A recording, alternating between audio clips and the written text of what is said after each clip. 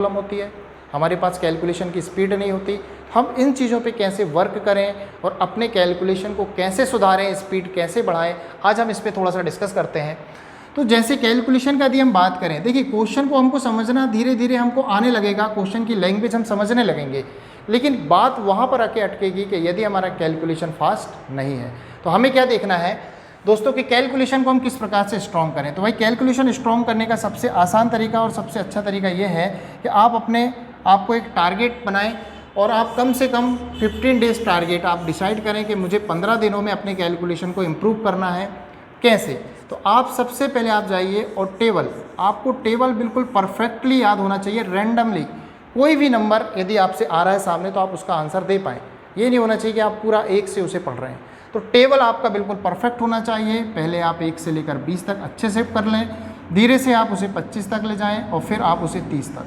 तो कोशिश करें 1 से 30 तक 15 दिन नहीं तो 1 महीने के अंदर आप इसमें परफेक्ट हो जाएं। यदि आपकी टेबल स्ट्रांग हो जाती है तो उसके बाद आपको देखना है कि आपके पास क्या वर्ग पावर, आपके पास क्या क्यूब पावर, मतलब घन आपको याद है। यदि वर्ग आप याद कर लेते हैं कहाँ तक, 1 से लेकर 60 तक कम से कम, और घन आपको 1 से लेकर 30 से 35 तक, 30 से 35 तक आपको घन याद करना है। ठीक है, मतलब आपको बिल्कुल रटे होनी चाहिए ये सारी चीज़ें। तो ये सारी चीज़ें आपको क्या करती हैं, हेल्प करती हैं। यदि ये सारी चीज़ों पे आप कमांड बना लेते हैं देन उसके बाद आपको क्या करना है, मान लीजिए आपने टेबल आपने 30 तक याद कर ली। उसके बाद क्या होता है कि कुछ नंबर्स ऐसे हैं जिनका यूज़ बहुत बार होता है, उनके मल्टीपल्स का यूज़ बहुत बार होता है। तो हमें क्या करना है, उनके मल्टीपल्स को बार बार लिख कर देखना है, याद करना है। जैसे 30 तक मल्टीपल यदि हम याद कर लेते हैं तो उसके बाद जैसे आपके पास नंबर आता है कि भाई आप 32, कई बार आप देखा होगा कि 32 मतलब 32 तिया 96, 32 दूनी 64, इस प्रकार के नंबर आपने यूज़ किया है। तो आपको ये नंबर्स याद होने चाहिए। कम से कम आप इसके 3 से 4 मल्टीपल तो आप इसके याद करें।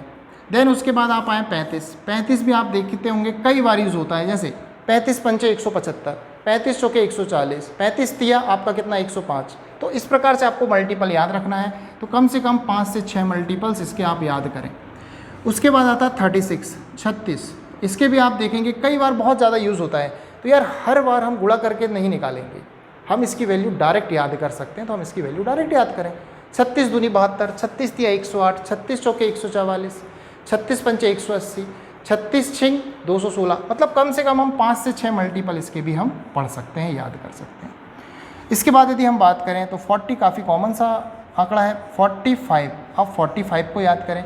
45 में आप देखते हैं कि 45 45 पंचे 225, 45 चौके 180, 45 तिया 135, 45 दूनी 90। इस प्रकार से काफ़ी सारे मल्टीपल इसके भी यूज़ होते हैं, हमें इसे भी याद करना है। इसके बाद हम देखें कि कुछ नंबर जैसे यहाँ पे 37 छूटा, आप 37 को याद करें, क्योंकि 37 तिया 111 कई बार आपको देखने में आता है कि 37 तिया 111 कई बार यूज़ हुआ है। इसका तीसरा मल्टीपल एटलीस्ट याद कर लो आप, 2 से 3 मल्टीपल आप इसके याद करें। 45 हो गया। इसके बाद आप देखेंगे 75 कई बार यूज़ होता है 75, है ना। तो 75 के मल्टीपल हमें याद करना है कि 75 पंचे 375 होता है, 75 चौके 300 होता है, 75 तिया 225 होता है ना, 75 दूनी 150 होता है। तो कम से कम हम 4 से 5 मल्टीपल इसके भी याद कर लें, तो ये भी हमारा स्ट्रॉन्ग पार्ट हो जाएगा। फिर हम देखें यहाँ, जैसे मान लीजिए हम टेबल जब हम 1 से 30 तक मान लें हमें याद नहीं है, तो हम कोशिश करें कि एटलीस्ट उसके जो कुछ मल्टीपल है, जैसे 24 का मल्टीपल, 25 का मल्टीपल, 29 का मल्टीपल बहुत यूज़ होता है। आप उस पर थोड़ा वर्क करेंगे तो आपका धीरे धीरे कैलकुलेशन क्या होने लगेगा, स्ट्रॉन्ग होने लगेगा। आ रहा समझ में। तो आपको यदि कैलकुलेशन स्ट्रॉन्ग करना है तो आप इन पे वर्क करें।